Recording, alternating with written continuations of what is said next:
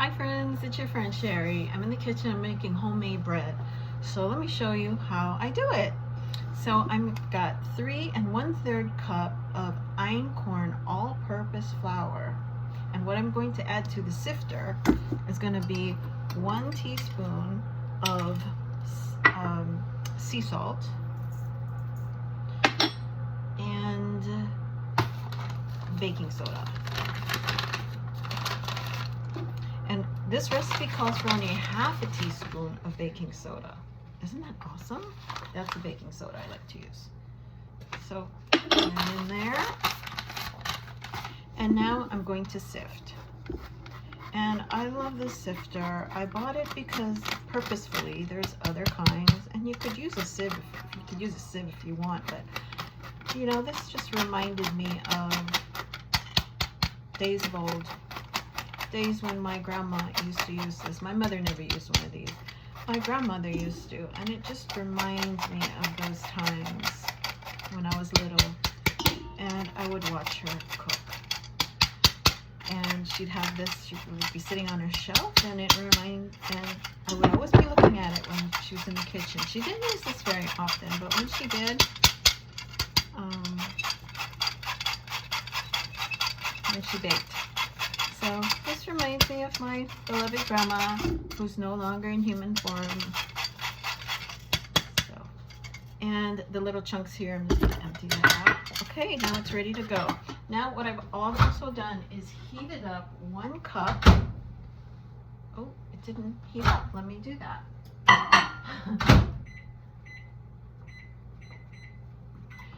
So I take 1 cup of fresh water, and I use filtered water.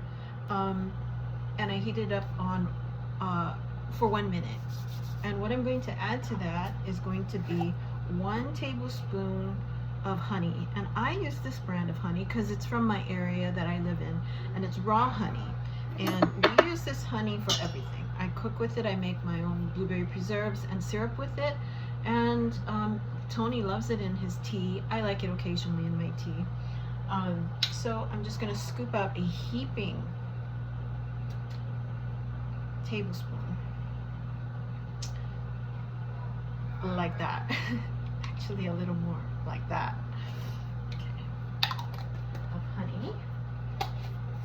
And what I'm also going to add is going to be 1 tablespoon of apple cider vinegar. Okay, this is almost done. 4 more seconds.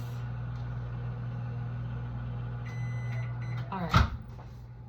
So as soon as it's done, I'm going to take my raw honey and put it in the water to dissolve. So while it's dissolving, I'll just talk story a little bit. I found this recipe online as I was trying to find a recipe that appealed to me. One that didn't involve the yeast bread making process. And I'm very, very grateful to have found this recipe, and I modified it, modified the recipe to how we like it now. My husband and I like it now. So I'm very thankful because it doesn't use yeast. It uses baking soda and apple cider vinegar as the leavening process, for the leavening process. What I also did was I took a loaf pan and I I buttered it. That's how we like it. That's the flavor we like. I've tried it with grapeseed oil and olive oil. Didn't like the flavor. Butter is best.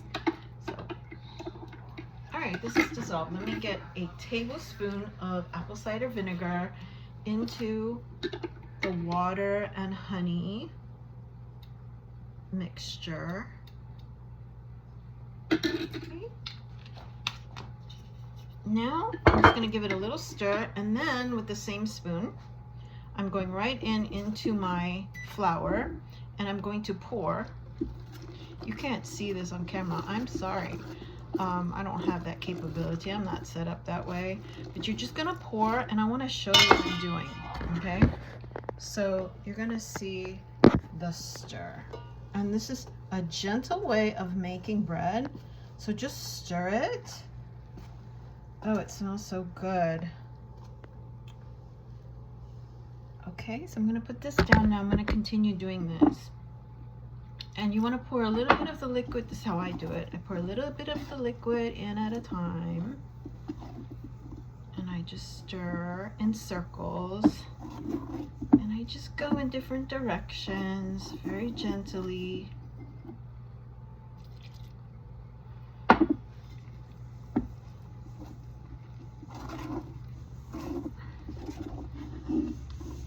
And let me just show you here. This is how I do. I usually just put this on the counter like this, flat, but since I'm doing a demonstration, I just want to show you. So you want to scrape up on the bottom all the flour.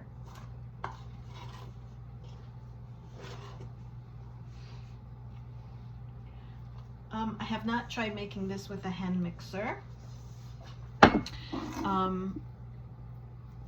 A stand mixer, that is.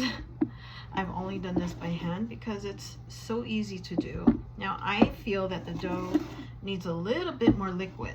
So what I'm going to do is just get a little bit more liquid.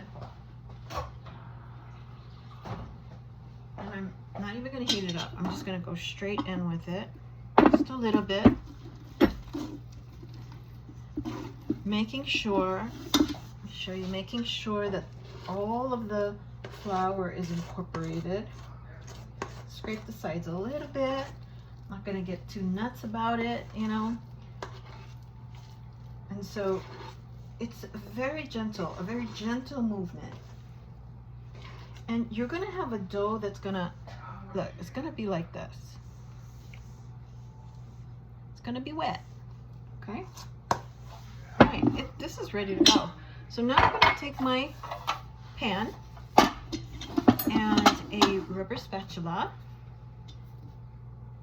And I'm going to move this into the pan. I'm first scraping off the spoon. This is a very sticky dough. Okay. Water. All right. Now I'm going to just scrape it down into the pan.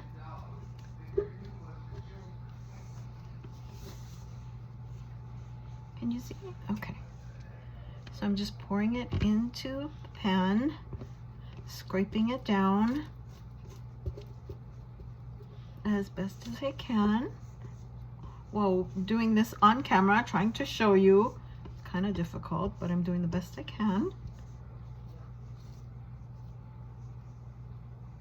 Okay, so now that it's all in there, I'm going to scrape off my spatula. I'm going to show you how I do this. Okay. Now what I'm going to do, here it is. Now what I'm going to do is shake it. Just shake it back and forth.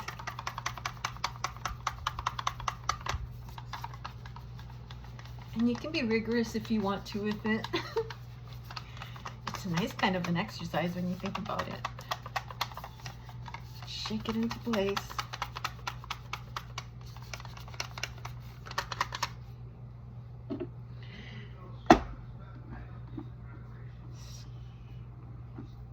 Okay. So now what I'm going to do, now that I got it pretty even, that's what you want to do. You want to get it as even as you can. Now what I'm going to do is just tap it on the, and let this sit just for a few minutes.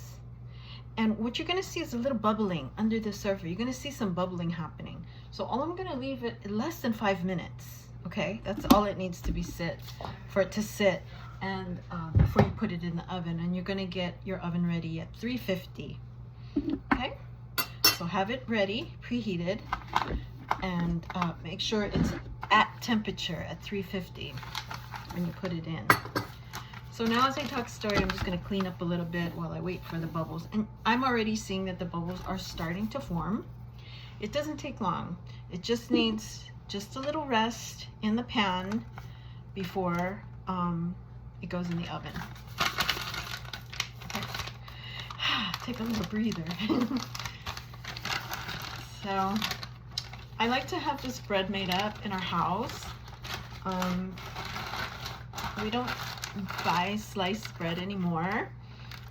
Since I found this recipe, and some of you who've been following me know that I've made other bread recipes in the past using a store-bought all-purpose flour from enriched flour that you get in off the shelf, and just trying to do better for my wellness, and my husband also wants to do better with his wellness.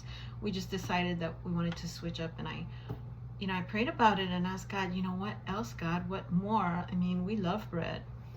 Duh. I mean, I told you in my previous video that I really struggle with white flour and sugar. That's what I have struggled with in the past. But here's the thing, it's I had to find ingredients that worked with my genetic makeup and my husband's, and we found Einkorn was one of the grains that we can eat that really is beneficial for our genetic makeup. So I have been experimenting with Einkorn. I'm still experimenting with it, but this recipe I've made many times now, and I'm really excited to share it with you.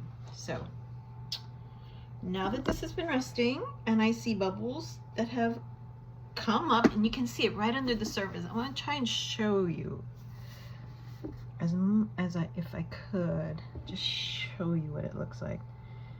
I don't know if you can see the bubbles under the surface, but with my eye, without it being tilted, I can see it. So it's ready to go. So I'm going to put it in the oven, and I put it on for 30 minutes. Okay, so I'm going to set my timer for 30 minutes.